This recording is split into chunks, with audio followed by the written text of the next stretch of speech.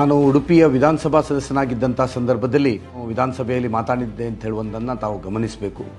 ಮತ್ತು ನಾನು ವಿಧಾನಸಭಾ ಸದಸ್ಯನಾಗಿರುವಂಥ ಸಂದರ್ಭದಲ್ಲಿ ಅಧೀನ ಶಾಸನ ರಚನಾ ಸಮಿತಿ ಅಧ್ಯಕ್ಷನಾಗಿಯೂ ಕೆಲಸ ಮಾಡಿದಂಥ ಅನುಭವ ಇದೆ. ಕರ್ನಾಟಕ ಸರ್ಕಾರ ವಿಧಾನಮಂಡಲದ ಭರವಸೆ ಸಮಿತಿ ಅಧ್ಯಕ್ಷನಾಗಿಯೂ 2 ಬಾರಿ ಕೆಲಸ ಮಾಡಿದಂಥ ಅನುಭವ ಇದೆ.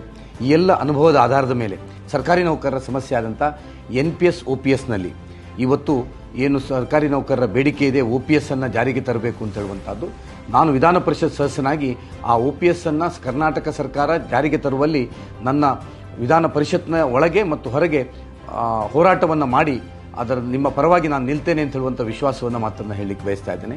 ವಿಶೇಷವಾಗಿ ಶಿಕ್ಷಕರುಗಳಿಗೆ ಇವತ್ತು ಅನುದಾನಿತ ಮತ್ತು ಅನುದಾನಿತ ರಹಿತ ಶಾಲೆಗಳಿಗೆ ಇರುವಂಥ ಸರ್ಕಾರ ಮಟ್ಟದ ತಾರತಮ್ಯದ ಬಗ್ಗೆ ಧ್ವನಿ ಎತ್ತಬೇಕಾಗಿದೆ.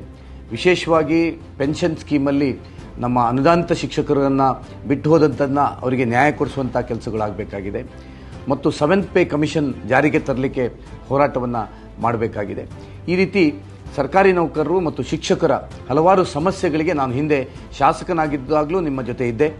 ಮುಂದೆ ವಿಧಾನ ಪರಿಷತ್ ಸದಸ್ಯನಾದ ಮೇಲೆ ನನಗೆ ಯಾಕಂದರೆ ಇದೇ ಆದ್ಯತೆ ಇರ್ತದೆ. ಹಿಂದೆ ವಿಧಾನಸಭಾ ಸದಸ್ಯನಾಗಿರುವಂಥ ಸಂದರ್ಭದಲ್ಲಿ ನನ್ನ ಕ್ಷೇತ್ರದ ಅಭಿವೃದ್ಧಿಯ ಜೊತೆ ಇದನ್ನು ಗಮನಿಸಬೇಕಿತ್ತು.